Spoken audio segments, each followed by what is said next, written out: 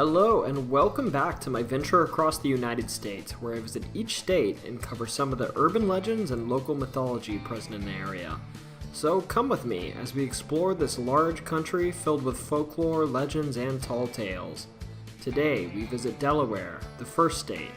This state is famous for being the first state to ratify the U.S. Constitution, but today you'll get to hear about a little bit of the horror that it has to offer as well.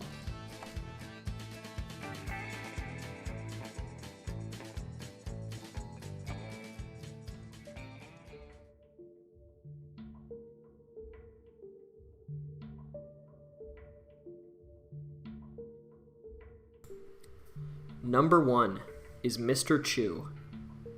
Now, Mr. Chew, this name, makes you think that there might be something in Delaware that wants to take a bite of your arm. But luckily that's not the case. On the contrary, Mr. Chew is actually Samuel Chew, who back in colonial days was a Chief Justice for Delaware. Supposedly, even back in the day, people would make jokes about his name saying, "Ah, Chew!" laughing at the fact that his name sounded like a sneeze. Sadly, the distinguished Mr. Chew did not have a modern sense of humor, and he hated this joke. Apparently, a short time after his passing, a farmer saw Mr. Chew's apparition, and he spread the news around Dover, Delaware. There were a number of subsequent sightings of Mr. Chew meandering around the town dressed in a judge's robes with his old-timey wig on. But beyond this, he would also haunt people, pulling their tailcoats and causing people to have shivers up their spines. This actually led to quite a bit of madness around town, and for a brief period of time, people were staying in after dark and they weren't allowing their children to go out alone, for they feared that Mr. Chew would bewitch them. Ultimately, to address this, the town decided they would hold a second funeral, one for the ghost of Mr. Chew that seemed to haunt the town. Now, apparently this worked because there weren't any more sightings of Mr. Chew after the second funeral. But nowadays, Mr. Chew is apparently happy and at rest, but very willing to make an appearance if you say, "Ah, Chew," in front of his grave. If you do this, it's said that his spirit will make a special point of haunting you if you're in the area.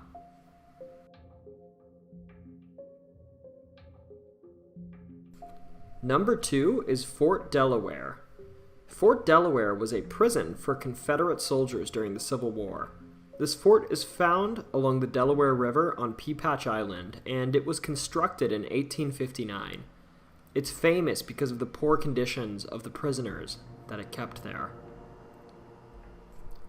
Prisoners at Fort Delaware were housed in small barracks and only fed small rations. This small fort was atrociously overcrowded and housed nearly 13,000 prisoners within its walls. They were also denied access to clean water, and there are records of rats being let into the barracks to entertain the captors as the struggling soldiers fought over the rats for food. In addition to all of this, disease ran rampant through the prison, as was common in overcrowded hospitals and prisons of the time. Conditions like this led to nearly 3,000 men dying in the makeshift prison, and because of this, it's now said that spirits remain on the grounds of Fort Delaware. Nowadays, the fort offers tours which are educational in nature, but that doesn't stop guests from reporting odd experiences. The fort tours are straightforward, admitting that there have been reports of spirits haunting the property. They're so straightforward, in fact, that they offer a 5-hour-long paranormal-centric tour of the fort, in which they offer tour-goers to participate in a full-on investigation of what might still dwell within the walls. These tours have led guests to report a number of odd experiences. These experiences include things such as spirits making noises, touching guests, and giving them the feeling that they're being watched. This fort was even featured on Ghost Hunters on Sci-Fi, where hunters supposedly heard what sounded like cannon fire, and they captured a man peeking around a corner in a room they went into with a thermal imaging camera. They also reported sounds of rattling chains. Now, if you ask me, I don't get how or why ghosts would take a cannon with them to the afterlife, or the chains for that matter, So maybe this whole cannon fire and rattling chains bit is a bit of baloney. But a place with a bit of a death toll like Fort Delaware, if anywhere, seems like an appropriate place for a haunting, so I'll give them that.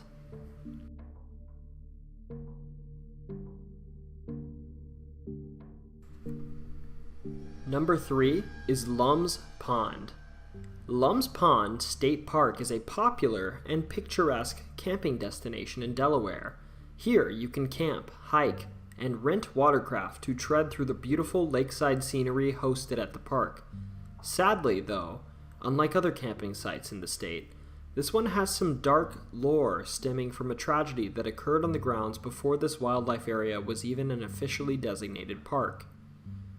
According to stories, a young woman ran away from home in the Newcastle, Delaware area in the 1870s and ended up hiding in the woods of Lums Pond State Park, near what is today referred to as the Swamp Trail. While she was hiding out, though, she wasn't alone, contrary to her belief. There was also a dangerous man camping in the woods, and when he noticed her, he captured her, assaulted her, and ended her life. Later, authorities looking for the woman found her dismembered in the park, but the killer was long gone and they never caught him, despite a large manhunt. Legend has it that this young woman was killed near a bridge on one of the park's trails that guests see the girl's ghost on occasionally, and sometimes they even report hearing her scream as they walk across the bridge on quiet nights. There are also reports of cold air pockets on the bridge that people say is this girl's presence. Finally, they say that if you happen to be there during a snowstorm, you might find some extra footsteps behind yours if you turn around while walking over the bridge.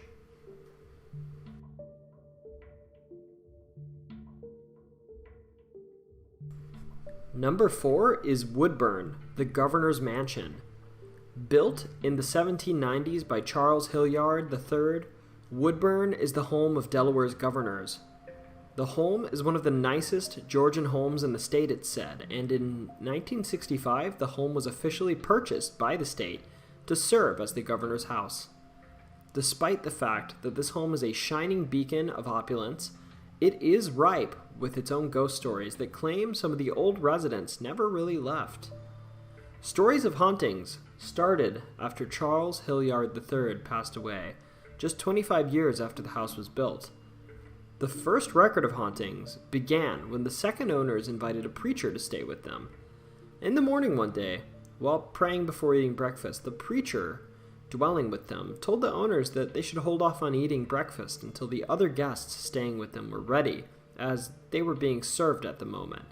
The couple just kind of looked at each other in confusion, following up with the preacher and letting him know that he was the only one staying with them. And then they asked the preacher to describe these visitors. Eerily, his description matched Hilliard III exactly.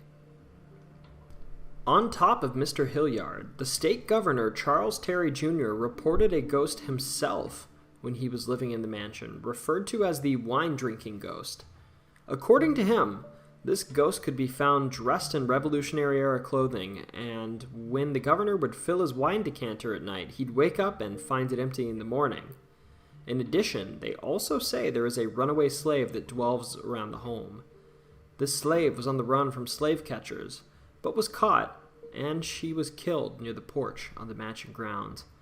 Guests say they can hear her scream on the grounds, and that on quiet nights, you can hear her shackles clanging together on the property just beyond your line of sight in the dark. Finally, there are reports of a girl dressed in a dress and a bonnet roaming the grounds with a lit candle.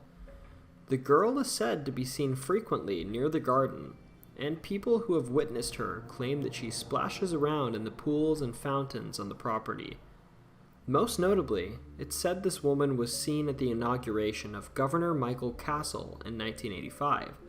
Guests during the inauguration felt a tug and upon looking over saw the young girl floating near them.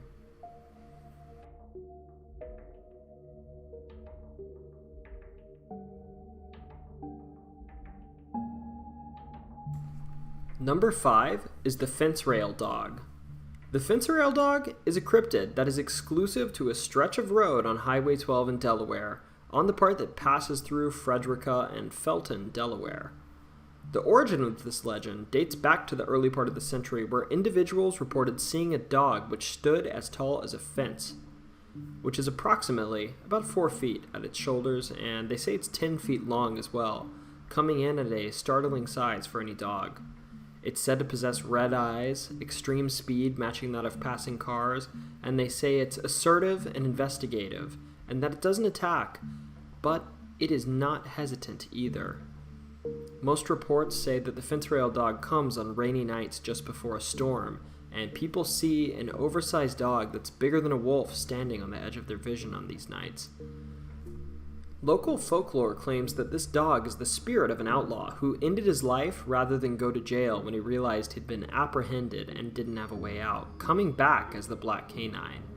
Others say that the dog is the spirit of a young slave boy who was killed by his owners and disposed of near Highway 12. Others say that this black dog is the spirit of a normal dog who was fed its owners by a murderer and was then killed.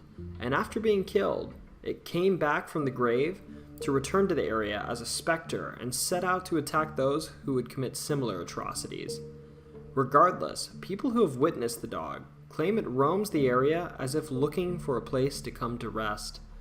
Beyond the supernatural explanation, though, there is also a cryptozoological one, where people liken this black dog to something called the Shunkawarakin. The Shunkawarakin is described as a large dog that looks like a cross between a wolf and hyena, which is black and has extremely high shoulders.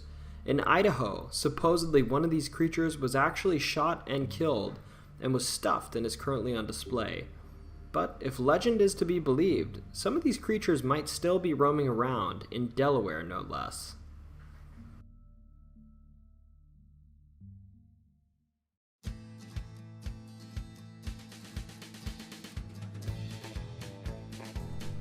Thank you all for joining me today as we took a look at some of the myths and legends commonly spoken of in this small state that is somehow thoroughly haunted.